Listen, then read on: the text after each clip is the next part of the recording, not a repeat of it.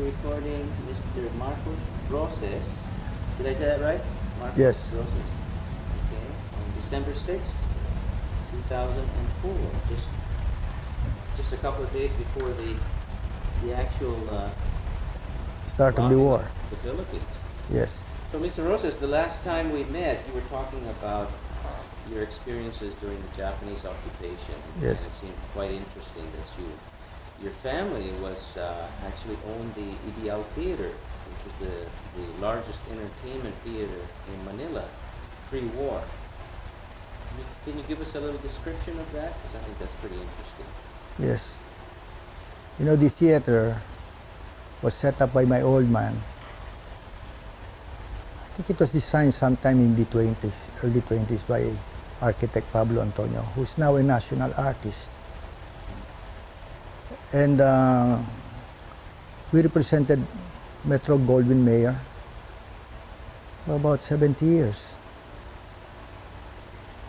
During the war, that was used by my brother as the headquarters for his underground activities. He had organized an underground paper together with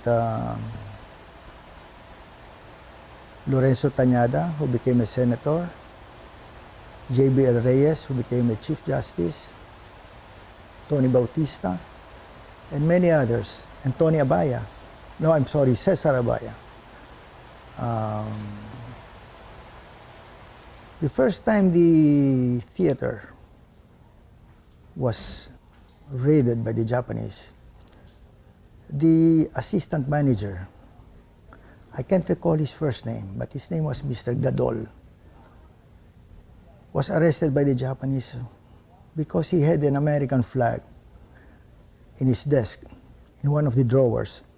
Mr. Gadol was incarcerated in Fort Santiago, and after, I don't recall how many months he lasted there, by the time he was released, he died a few months in his home.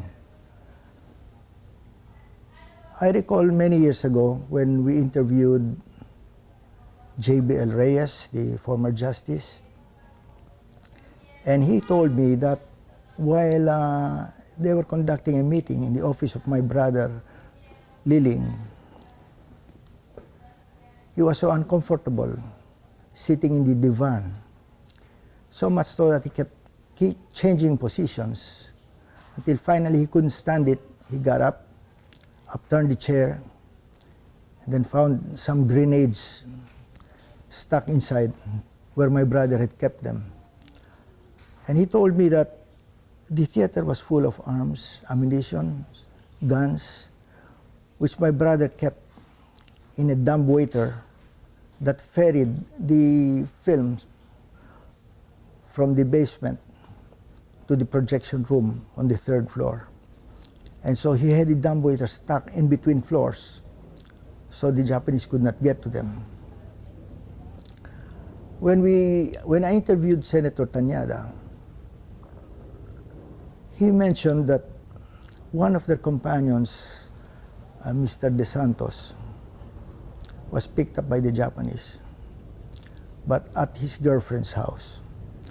And so my brother called him and said, pretty soon the Japanese will know about this, and they're gonna raid his house. And a lot of our weapons, our guns are stored there. So why don't you come over, join me, and we'll get the guns before the Japanese do. And he told me, you know what that means? If we're caught, we're dead. But how can I say no to your brother? So he hired a truck, and we went there. Then calmly, he parked the truck outside the house. He went in and he said, should any Japanese come, just holler. And then, according to him, he felt it was ages. But after a while, my brother came out with a bundle wrapped in bed sheets, took it to the truck, put it behind their bench seat, and then he proceeded to Santa Cruz, where the theater was located. Now, Santa Cruz in front of the church.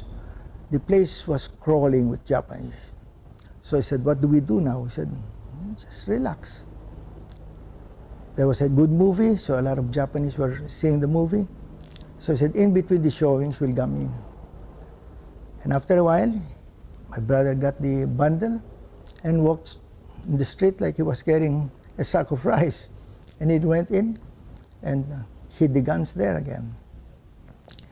This brother of mine refused to work for the Japanese. The Japanese wanted so much for him to write for the Japanese paper.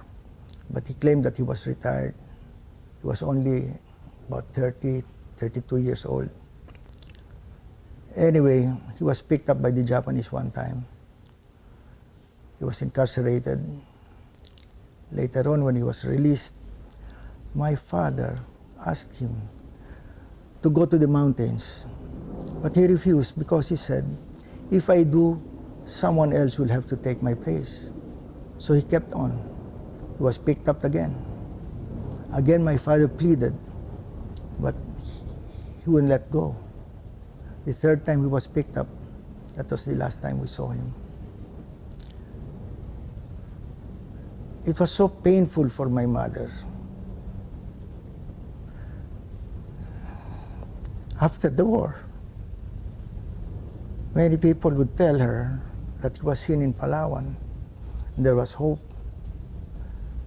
Then he was seen in Cebu and all that. But after a few months, there was a Japanese, or rather the American office called up my father and told them that they knew where they were buried at the North Cemetery. And so my father sent my brother there. And when they got there, this Japanese said that he had noted the people buried in each area and that my brother was there. When they dug up the bones and the remains, there were 27. I think there were 2 women there. And they identified my brother because he had the keys to the theater and his belt. And then through his dentures, we were able to identify him. He was buried there. This Japanese also had an interesting story in the sense that when my brother, who was incarcerated in Fort Santiago, saw him, he knew the Japanese. He said, this is the fellow who beat me up too. And when he approached him to hit him, by the way, my brother was the champion in his weight at the University of Notre Dame. He was unbeaten for 4 years while he was there. So when he took a step to hit him, the Japanese didn't move and instead was just smiling. And then he realized the Japanese was wearing an American uniform. He was a captain in the intelligence unit of the United States Army. So it was quite a story, yes, that one of my brother. During the war, there was no school. Oh, we enjoyed it. But of course, father would not have anything to do with the Japanese. And so he didn't send us to La Salle or Ateneo. Instead, we had a private tutor whom we drew bats.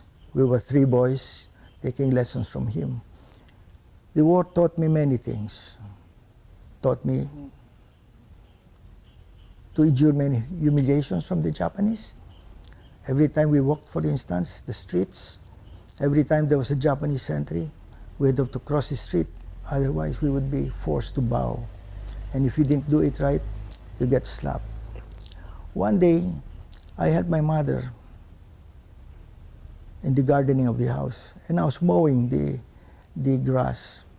When this Japanese, you see, we lived across a Japanese Navy base, and Navy headquarters rather. And the Japanese saw me mowing the grass. Probably it was the first time he sees a grass mower. He went in, started looking at the machine, then dragged me to the, formerly it was a Chinese Oriental Club, which the Japanese occupied, dragged me there. My mother was shocked to see me mowing the lawn now of the Japanese camp. And when I went home, my mother said, What the hell were you doing there? I said, look, the Japanese dragged me there. I'm not going to argue. He might hit me. He might, you know. So I hid the machine. I told my mother we should sell this, otherwise he'll make me cut it every week. You know, the war really is something that taught us many lessons. My own brother, who suffered so much, told me later, it is not that the Japanese are cruel, it's war that makes us like animals. Because later on when he was free, he could hurt the Japanese. He said, this fellow was just forced into the army like me. So those are the things we've learned. I learned to eat anything. My wife is lucky. Whatever she puts on the table, I eat. Because during the war, we ate anything that was there. There were times we were hungry. So it taught me this. It taught me patience. The sufferings that we had were, to me, what touched me most is when my mother would suffer. I would also be affected. Whenever my mother would cry because she was looking for her son who was lost, it broke all our hearts. Until the day that he was found, that was the only time that Mama was able to put that to rest. Because many people, I don't know if they tried to, maybe they thought they were doing her a favor. They'll mention that he was seen here, seen there, when it was not true. During the war, our family was wanted by the Japanese because of the activities of three brothers. And so, when my brother was incarcerated, he sent word for us to move out of Manila. We did. We left Manila September 11. We went to Batangas, but we told everybody that we were in Tayabas. 10 days later, September 21 was the first American raid in Manila. So we came out just at the right time. You know, my father wrote a diary, and he mentions there that when we left Manila, we were stopped by the Japanese on Taft Avenue because it was sealed. No one could leave the city. So we had to take Harrison Avenue, and that's how we were able to get out of the city. And in every town, we were stopped by the local police. And Papa had to bribe each town just so we could go where we were. We went to a small town outside Lipa. And we stayed 1 week in one area. You can imagine we were about 35. All my brothers, their wives, their children. And then after 1 week, move again to another barrio. Build a shed for my mother and father. 3 weeks later, moved to another one. And we kept moving. The Japanese, there was a time when the Japanese were already killing the natives all over the place, so my father always had to keep moving. Finally, we found ourselves, after moving 4 times, in the island, the volcano island of Taal. There was peace. There was no Japanese, but there was no food either. So we only ate once a day. We had corn, and we tried to catch whatever fish we could. When we heard that the American forces had landed in Tagaytay, Papa sent 2 sons there to verify whether the Americans were there, and also whether the family could negotiate the climb, and also whether it was safe. Well, when they got there, they went to the hotel. They were able to procure arms from the military authorities. On the way down, they met 2 other brothers. So my father said, I sent 2 sons, and 4 came back. Now, I'm Marian in my ways.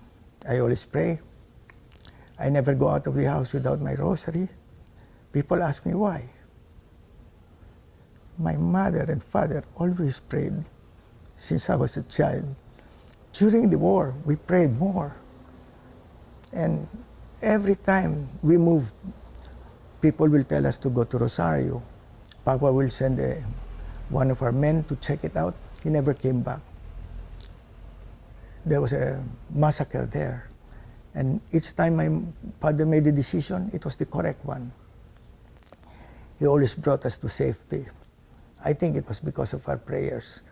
When he sent two sons to Tagaytay, and the two met two other brothers there, it was not just coincidence. Somebody up there was there for us.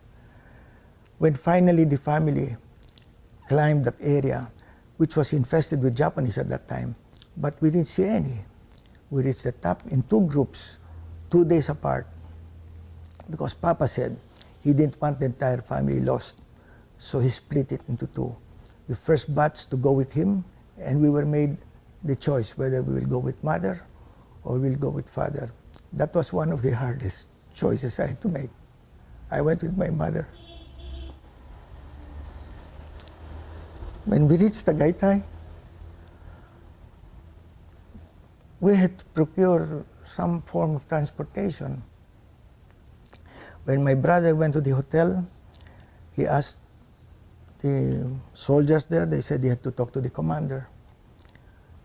The moment he entered the room of the commander, Captain Somers jumped up and called my brother Shorty. He was only, I think, 5'3". They were classmates in the university. Now, is that a coincidence? And we were able to get transportation 2 times because the second group arrived also. Now, my brother, rather Captain Somers, who later, I'm sorry, Major Somers, because later on he became a colonel, was killed in that area where we came from. He was killed by a sniper. So that area we passed was dangerous, but we didn't see any. We were somehow, we had that protection. So if there is anything about the war, it may be closer to God. Beautiful story. Beautiful story.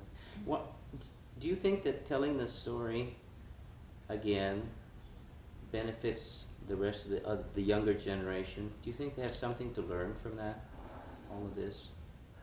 I think so, but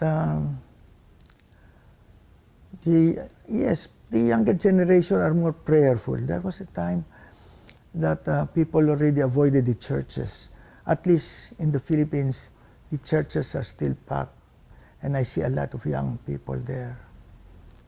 In the 50s, I'm sure you experienced this. Whenever this priest started giving the sermon, we all went out and chatted outside. Not anymore. And the young should know this. It is unfortunate that our history books do not cover World War II. And that's why there are no heroes. I was talking earlier to your friend there and asked why. My brother, Alfredo, who wrote that book, Looking for Liling, once we discussed the issue, and he said, I blame MacArthur for all this. And I said, why? You see, after the war, President Quezon died during the war. After the war, the president then, the acting president, was Sergio Osmeña. But he belonged to the old school and refused to campaign for the presidency. Rojas was tainted. There were some issues of collaboration. But he was backed by MacArthur, and he campaigned and he won. After he won, the first act he did was give absolute pardon to all those that collaborated. To me, many of them accepted this, including Laurel. I would think that if I was not guilty of collaboration, why should I accept an amnesty? I'd rather that they take me to court to prove my innocence. But the fact that they accepted it, I think they collaborated. That's a sign. Well, after the people now voted them in, so how can they have heroes? Where will they be? So it's a we call that catch-22 situation. They cannot, so we have no heroes.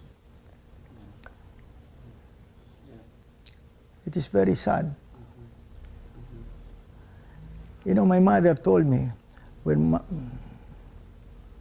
when Marcos declared martial law, he called us all to the house. And she showed us the medal my brother got. And he said, I don't want heroes. I have enough medals with this one. Don't do anything. Live with it. Of course, after so many years, I think in the 80s or so, Mama already said, there are too many abuses, you're on your own, and that's when we were in the streets. Many people said it was useless. My brother ran for the Senate with Aquino when Aquino was incarcerated. I remember one day, you know, when you buy anything worth more than 50 pesos, you have to put your name in the receipt. And I remember buying some hardware, and this Chinese asked me, are you related to the candidate? I said, yes, my brother. He said, it's foolish to run. He won't win. I said, we know that. But Marcos will have to cheat. But let him cheat. But if you don't run, he'll just win. And then he told me, yes, but the Internal Revenue will investigate you. They'll, you know, they'll throw everything at you. I said, well, that's the risk we have to take. Mm-hmm. On the way out, I thought of something to tell him. And I thought of this. I said, you know, I don't know what it is about my family. But when everybody's going this way, I don't know why my family is going that way. Dead fish go with the current. Live fish swim against the current. Are you a dead fish or a live one? By the time I got to the car, he was beside me and he said, Mr. Roces, I'm also for Laban. Laban was the name of the ticket of Aquino, which means fight. I'm also for Laban. I said, good. We should do everything we can. Even a stone, a drop of water will bounce off the stone. But if you leave that in time, he'll bore a hole there. So we just keep doing this. Marcos is history today. It's gone. So I should mention that you are the chairperson now for your barangay. Yes, you see, I'm a lay minister in my parish, the Santuario de San Jose. And I thought it's payback time. You know, when you get old, you want to do something for the church and for the community. I was a councilman there then, and I had quit. And people asked me to run as the chairperson, as the kapitan, as they call. I said, no, I've had it. But they asked me to, said, just straighten it up. After all, it's only 3 years. So I went home. I told my wife, I don't do anything drastic without consulting my family. Because, you know, it opens up your life. People go to the house, this and that. And I know what politics is because I had 2 brothers there. I had a brother who was vice mayor of Manila at one time. I had a brother who was a congressman, one who became secretary of education. I know what it is. In fact, I'm the only one with the lowest position. This is the smallest government unit there is. And I said, well, my daughter told me, why don't you consult the Bible? I said, okay, let's do it. We'll open it and just point at one thing and see what happens. But I felt that since I'm a born loser, I said, I'll do it 3 times. And she said, what if 2 times yes and 1 time no? I said, no, it has to be 3 times in a row. Well, 3 times it became, so here I am, I'm Kapitan. And the 3 years did became 5, because President Ramos, before stepping down, extended it for 5. And I'm able to help a lot of people, but it's a mind-boggling job. All the quarrels I have to referee, you know, things like that. It's very tiring. And after 5 years, I wanted to throw the towel. Retire, yeah. But nobody ran. Nobody wanted to run. You're So, doing too good a job. so they told, no, it's not that. It's because I'm the only idiot in the village. And so I became Kapitan. Uh-huh. Now next year is election. Uh-huh. So about to say goodbye. And guess what the president did? Gloria Arroyo extended it for another 2. Oh. I'm now 74. By the time it's over, I'll be 76. I'm still trying to look for somebody who'll take my place, and I'll quit. Because I think it's about time I give my wife. Mm-hmm. You know, before I took this job, 3 times a year, we'll be out of the country. We always go to all the Marian sites. Mm-hmm. I've been to Medjugorje. From the time that your brother was picked up by the Japanese, that last time, until you were aware that he had been executed, what was the time period there? From the time From the time that your brother was picked Picked up up by the Japanese, by the the Japanese. last time, Yes. until then you realized he had been executed, Yes. what was the length of time?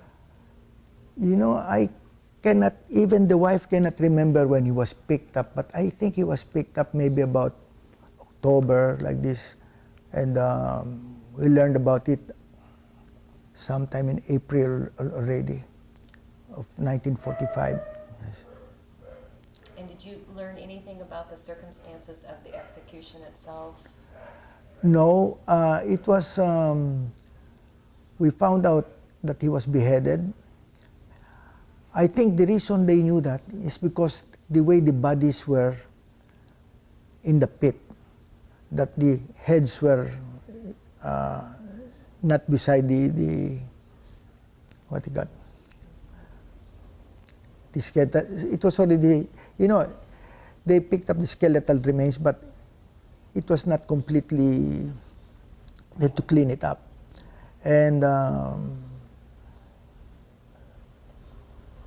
later on, we heard how they were killed. As a matter of fact, in one of the books I've read, they mention that before they were taken, oh yes, my brother was from Fort Santiago. They were, he was brought to Bilibid. That is located in Azcaraga, now called Recto Street. That's in the city of Manila. And while there, he had as a cellmate who became a cardinal, Cardinal Santos. And he was then a priest, and he was incarcerated because he was the secretary of Bishop O'Doherty before the war. And it was he who sought the family and told us that one morning the Japanese called them out, and they were put into 2 separate groups. He fell in one group, and that group was taken to Muntinlupa. The other group was taken to the University of Far Eastern, which was then the headquarters of the I think the Japanese military police, something like that. I'm not quite sure about that, where they drained them of their blood before being taken to the cemetery to be beheaded. Isn't that terrible? They'll behead you, and they take your blood first. And why were they drained of their blood? They needed that for the military, for the use of the soldiers. So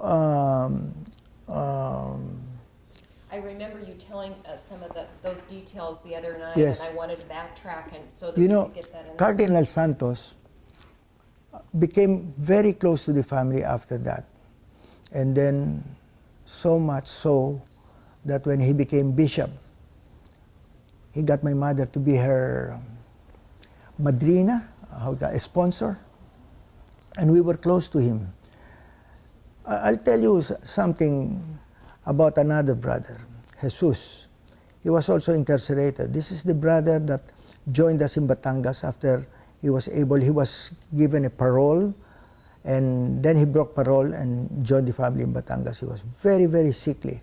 And after he had recovered, Papa banished him and my brother Jose to Mindoro to join the American troops there. And this is the brother who saw the Japanese in the cemetery. He was telling me the story that when he was inside his cell, one of the people there who joined them was General Lim. When General Lim came in, according to him, there's like a pecking order in the cell. So when you're a newcomer, you sit, your place is near the latrine. And then as another prisoner is taken out or dies, then you sort of move up. And the new one, it was like that. But when General Lim was incarcerated, he said, "You cannot put me there, I am a general." So they put him there near the entrance, beside my brother. And he was a talker. And one day the Japanese came in and said, "Who did the talking?" And so he told my brother, "I cannot admit to that because that Japanese is going to slap me. I'm a general." So my brother said, "I did." So Japanese got a shoe and hit my brother on the head. And then again it happened.